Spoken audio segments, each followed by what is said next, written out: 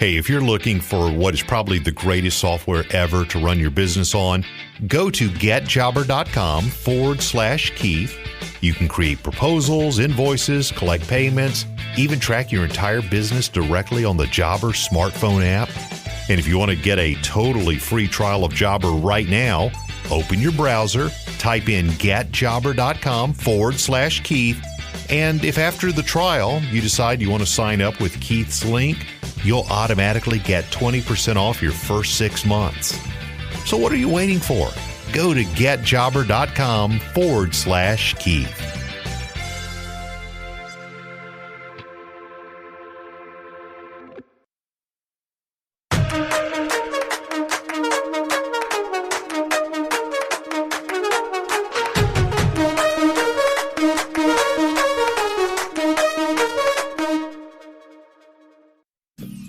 Should you have a partner in your landscaping business? That's a very common question. I just got this in the comments of my last video. Let's talk about it. Michael Carr said, hey, what do you think about having partners in the business? And, although I don't have an actual partner in my landscape business, there's some very interesting information I want to share with you and some resources that I can lead you to go check out that will really equip you with some powerful knowledge and wisdom and advice before you go out and make mistakes or go do something that could literally make you totally successful. Some of the most successful businesses of all that are the most just monster companies have partnerships. And if you read the book, Gino Wickman on audible.com, he wrote 3 books. One of them was Traction, the other one was Get a Grip, and the third one was Rocket Fuel. Start out by reading the book Traction. And I'm going to warn you before you go and read this book, it's like a kick in the stomach. If you're just getting your business started, if you go and read this stuff, it might scare you a little bit because it's, there's a lot of great books out there, but this is hyper specific about what to do, like having a round table and a board of members and a committee and like people signing their names and having upfront about partnerships and roles inside of companies.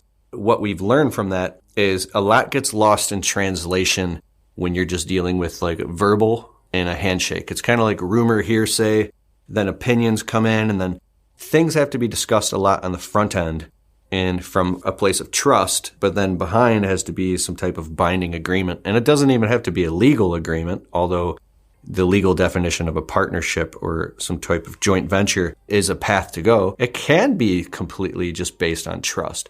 But if we're talking in the terms of running a legal business, I'm getting into the weeds here. So read another book by Robert Kiyosaki called Own Your Own Corporation on audible.com. I'll put a link. I think I have a discount to Audible in the link below. I think if you click on it and get a membership, I get like $5. That's pretty cool. But anyways, it's called Own Your Own Corporation by Robert Kiyosaki in his advisory series. And they talk about partnerships and corporations and legal entities, and they tell you some nightmare stories in the beginning and some stuff to watch out for in this book. You can listen to this stuff while you're out cutting grass, shoveling mulch, trimming bushes, and learn all about it. Me and my own personal landscaping business, a lot of people wanted to partner with me in the beginning because when you make the decision to get your own business going or to the next step, you're in a brave state of mind. When you're brave, other people magnetize to that and they want to be part of it. And so many people tried to become partners with me, and it always just freaked me out because I understand the power struggle and I just wanted it to be my own unique thing. I think, not in all cases, but I think a lot of times when people are trying to partner up with other people or they want to do a partnership, they're doing it for the wrong reasons. Hence they're afraid of being able to do it completely on their own, and they feel like they need somebody else that's ride or die with them because they're afraid to take the journey by themselves. But most of the people that I met that become really successful, they take that lonely journey by themselves and they step into the fear of the unknown. Now, if you also read the book Get a Grip by Gino Wickman, with these partnerships, there's something called the visionary-integrator relationship. This is very important. Now, if you're primarily a visionary type of person and you hate doing the integration, managing people, processing paperwork, doing administrative or administrivia, getting stuck on that entire thing. Like I spent 3 hours yesterday on the phone with the insurance company for workers' comp and payroll and unemployment insurance agency and getting on the phone, and there was this thing messed up with my number, and then it got filed wrong, and then I had to go back and fix it, and there's like just administrative stuff that happens. I mean, more the integrator side of rubber meets the road of getting the things done, even though that's more administration. Visionary is like, this is where we're going, this is where we want to go. It's not very often that you have somebody who's a visionary and an integrator inside of one mindset or one body, although you can switch multiple hats.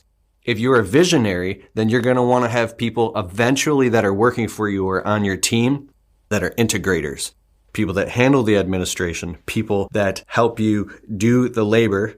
And while you focus on, sales and marketing, then you have people that do those things. Now, if you're an integrator type and you really love doing the work and you like just being out there and slaying it and you like putting your hands like on bricks and, you just love being out there in the mix and you can't stand selling and communicating with customers and being on the phone and managing administrative duties and all the paperwork and running payroll and all that stuff, find somebody who matches that. Now, it doesn't have to be a partnership. You can just bring somebody in. But if it's a partnership, that means you're sharing with somebody the profits of the business. So before you get into a partnership, you should have some type of exit strategy. These are these milestones. This is what will work. This is what it will look like when it's not working. Don't ask me. Get these books and learn about it and go find somebody who's in a partnership. I've heard nightmare stories about partnerships, but I've also heard phenomenal stories. Me and my landscaping business, I have friends that we team up. Like, I don't like to turn down work if there's some big ass tree. I have friends that take down huge trees. I just refer the work to them and then I can get a finder's fee, or I can show up and like drag brush or make a dope video or show up with my dump trailer and like take all the logs away and get a cut of it, right? So why would I turn that down when I can just give the job to them? But I know with my partnership with my friends that do tree work, it's rooted completely in trust and in transparency. And if at any time they feel or I feel that we're bullshitting each other about the money or the price of the job or trying to sweep something under the rug, it just doesn't fly. You will feel the pain and the sting very quickly in that situation if you're not 1,000. It's something as simple as, oh, we're trimming all these trees here and you're doing this and that's all. And then you get to the job and, oh, I forgot to tell you the lady wanted that over there done too. It's just a little tiny thing, but like that doesn't fly. Even if the ball's moving quick and you got to just be like, hey, the lady wanted that thing done too. Before you even get there, I'm telling you, that's included in it. And it's also on the paperwork here. So there will be no mistakes. Like going along to get along. And I've made a lot of these mistakes and sliding stuff under the rug. Not because you're afraid. It's just because, like, here's a mistake that I've made. I get off in the weeds, man, down a rabbit hole. I hook up some tree job, but the lady also wants her front bushes trimmed. So my friends that do tree work show up and they're doing this big ass tree. And I'm like, oh, I forgot to tell you that. Like you think in your head and you'll rationalize and justify, well, I'll just do it while I'm there. I'll just do the bushes.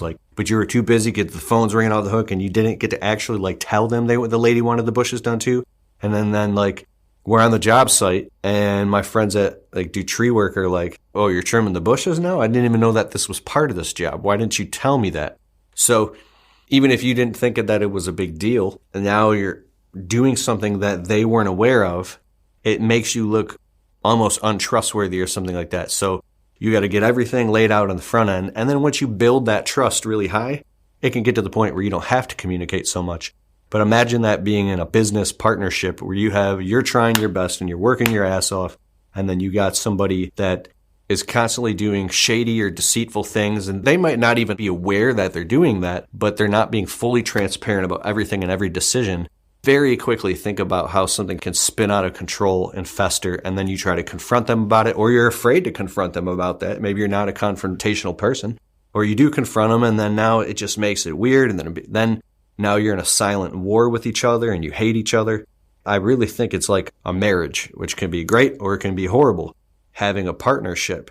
But with all that being said, there are partnerships, like in my social media, I have joint venture affiliate partnerships with friends that have, it just works. Like Dan Plata from Blue Skies Services. He has a bookkeeping agency and we've become friends. We don't talk personal stuff, but we trust each other and it just works. It just works. He's actually coming here next week and we're going to film a bunch of cool videos about small business finance and I'm just going to let him have the floor and he's going to teach us a lot of amazing stuff. So make sure you subscribe so you don't miss that. Dan Plata. It's going to be awesome. Really awesome. You're going to learn a lot of cool stuff. I promise you. Some things just happen. I'm not saying it's without effort, but you just know that it's right. So I think that both parties have evolved to a certain point where they don't need each other. There's not a codependency in the relationship. When there's a partnership where you need each other or you're codependent in a negative way, just think about how that'll exacerbate in the long run. It will be a freaking nightmare. It'll be something that is not fun at all, and you're stuck in it. I have a friend, I won't say who, but just dissolved a 18-year. No, this was a new business from 2011. Yeah, 11-year partnership, and my friend lost a lot of money and a lot of time. But God, I talked to him on the phone. He's so relieved. He's in a whole new chapter of his life because he finally got out of that partnership that was just draining him because he had a partner who was putting in maybe a quarter of the work that he was, who was drawing a salary at a much higher rate than the company could afford to pay him, and he felt like he deserved it. And just think about if you had a partner, like I believe a true partnership. I'll say this and I'll end the video. I had this client. I've had a lot of like super wealthy clients, and this one client, I think he did like real estate. I remember I was outside landscaping and he had this business partner in one of his businesses. Every time I'm walking past the window, I hear yelling. And I glanced in the window, none of my business, but I couldn't help but to kind of just glance in the window out of the corner of my eye. And the millionaire partner is just sitting on the couch going like this, listening, while his partner is literally pacing back and forth, cussing and yelling and pointing his finger, and to the point of like, this guy was in a rageful state of, but what to me, I perceived it as, you might think of it as, oh my God, this business partner is crazy. Are they in a fight? But from my perspective, I saw it as two alpha male masculine silverback gorillas having a very productive debate in an open, transparent, conversational way where they can get in each other's faces and yell at each other. And then even like my friend Rob talks about this stuff. He says, imagine two men. It's in the beginning of, I think, like the Braveheart movie or something with Mel Gibson. There's two young Irish guys, they're best friends, and they had a couple drinks, and then they're going down the hillside, and they had a couple drinks in them, and they get in a fight, and now they're punching each other, and they're rolling around, and they're literally in a fist fight, and at the end they get off, and there's blood on their nose, and then they shake hands and hug, and then like they're friends again. Like, that's a form of communication. More of the Untrapped podcast right after this. Have you been thinking that it's time to really market your business in a more effective manner? Keith has spent years testing tens of thousands of dollars on marketing and advertising, and he is just amazed that the 7 most powerful marketing strategies that he's ever found are surprisingly low cost, and some are even free. He distilled down everything that he's learned into a 7-step guide and wants to give it to you for free. If you'd like to download the free guide, it's called 7 Steps to Marketing Your Business, then simply go to keithkalfas.com/7steps. That's keithkalfas.com/7steps. And of course, the link will be in the show description. This is Untrapped with Keith Kalfas. And some people from the outside might be like, that's insane. Like, for instance, my friend William, who we've partnered up on a shitload of tree jobs for years now, and I've learned a lot. William is the type of person that when he communicates, especially when he's up in a tree with the chainsaw running, he turns into this way this guy communicates. I mean, he's yelling and shouting orders like he's like a drill sergeant, and everybody's life is on the line. Even customers are like, whoa, that guy's serious. I'm going in the house, bro. And you might think this dude is yelling at you. There's been times when my ego has blocked me and I had to be like, I'd get pissed off. I'd be like, screw this guy. I'm not doing any more tree jobs with this guy. This guy's an asshole. I don't care if he's my friend or not. I'm just not doing more tree jobs with him. Who does he think he is to talk to me like this? Right? And then I started communicating with him and he's like, no, I care so much about everybody's safety and I care about the outcome of this job, and it's so serious to me that I yell because I don't want anybody walking in front of a branch, or because his obsession with efficiency, it's just his radical form of passionate communication. He's not trying to be an asshole at all, right? So I think that different people communicate in different ways, and if you have a partnership, especially in a business, you got to be ready to deal with that person on a level behind all the layers of the job if you want the business to move forward. Because sometimes it's not about the business moving forward. It's just about somebody feeling comfortable, or about their ego, or about what they want, or about what's going on in their personal life. So another thing is with the partnership, what if people's personal lives get all mixed up in it? There has to be very clearly defined and written out and mutually agreed upon, plus regularly revisited doctrine or maxims or principles. And it has to be all put together on something that is a timeline that says this is where we want to end up. I love that I'm actually talking about this right now because there's something that I need to attend to in my own business, and I just talked it out in front of you right now, and now it's clear to me, and I've got to go. Let me know what you think in the comments below. I'm going to wrap up. Go to Keith Kalfa's Untrapped on Apple Podcasts, and please leave the show a well-worded, positive 5-star review. It helps boost the rankings of the show. I really, really appreciate it. Hit me up on YouTube, Instagram, at Keith Kalfas, and I can't wait to hear about your success, and I'll see you soon.